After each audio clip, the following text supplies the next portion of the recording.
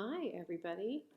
Um, we are back, except we're not really back, are we? I mean, we're online, I guess.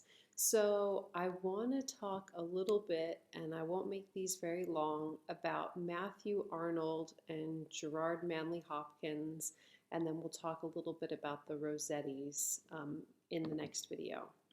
So, Matthew Arnold. One of the amazing things about Matthew Arnold is that he felt that poetry and that art in general needed to do social good. And if we were all in class, this is something that I want to get your feedback on. What do you think the purpose of art is? Does art need to have a social dimension? Arnold certainly thought so. In fact, reading from our book here a little bit, he said that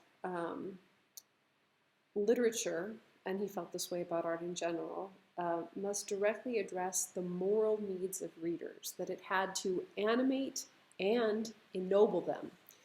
And he got so frustrated with this idea of poetry, his poetry, needing to ennoble and animate his readers, that he actually gave it up. And he devoted the rest of his life to actual social reform. Another thing that I thought I would just mention, I don't believe this is one of the poems that I assigned, is that one of the titles of the poem is called Isolation, kind of appropriate for right now. The opening lines are, "We were apart, yet day by day I bade my heart more constant be."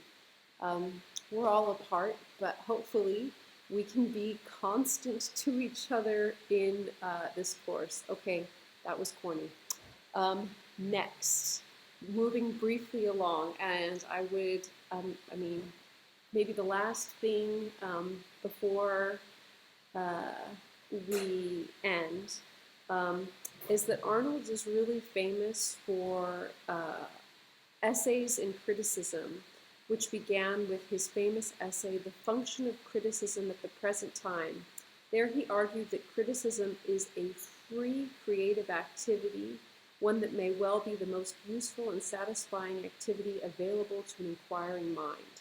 So not only should poetry ennoble, but also that the practice of thinking about poetry, of critiquing poetry, could be ennobling, interesting. Okay, Gerard Manley Hopkins, S.J. S.J. means that Gerard Manley Hopkins was a Jesuit priest, a Catholic priest. Okay, I wanna tell you my Jesuit joke, but again, I'm not sure how well it's going to work over. Oh, well, I'll tell you anyway. So there were two priests, a Franciscan and a Dominican, and they were arguing with each other about which of their orders was closer to God. And the Franciscan said, "Well, obviously, it's my order. We believe in doing good to the poor. That's the essence of the gospel." And the Dominican said, "No, God is a God of order and laws, and we Dominicans, we understand that. We're closer." And they said, "You know what? I know what we can do to settle this. We'll ask God himself." So they prayed, and they asked God, "God, who was closer, the Franciscans or the Dominicans?" And a light descended from heaven, a scroll appeared on the altar. The two priests went to read it. The scroll read, "My sons, you are equally close and valued in my sight. Sincerely, God, S.J." Anyway, my Jesuit joke. Okay. Gerard Manley Hopkins is a really important poet for many reasons. One of the more important things that he contributes to poetry are his ideas of inscape and in-stress. Inscape means the way in which every single element of creation is unique, profoundly unique from any other creation. In-stress is that feeling of recognizing the uniqueness and the marvel around us, I think in some of the materials this week I compared it to the idea of namaste, right? The divine light in me, recognizing the divine light in you. But in the case of in stress, there's also that idea that yes, I recognize this in you, but I also recognize your uniqueness. So that's inscape and in stress. The other thing to remember about Hopkins is sprung rhythm. So far, we've been talking about, at least since the Anglo-Saxon period, rhythm that follows a pretty set poetic cadence.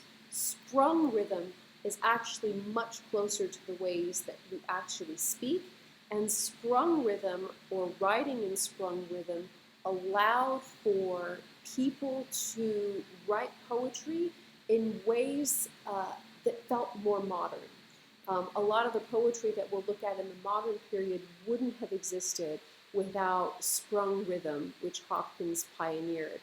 Hopkins' poetry is beautiful, it's haunting. Obviously, he was a person of faith, but he was also a person who experienced profound doubt. And that tension is in his writing as well. Okay, just a very, very brief introduction to Arnold and to Hopkins. Of course, if you have further questions, don't hesitate to reach out. We're going to be chatting in the discussion forum. I'm available during office hours. Hopefully this was helpful to everybody, and I will see you soon.